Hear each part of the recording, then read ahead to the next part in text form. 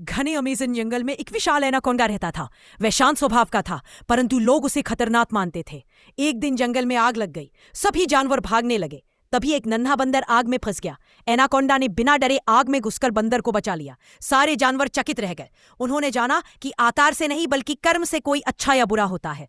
उस दिन से एनाकोंडा को जंगल का रक्षक कहा जाने लगा। अब वह डर नहीं बल्कि सम्मान का प्रतीक बन गया था। सभी जानवर उससे मित्रता करने लगे।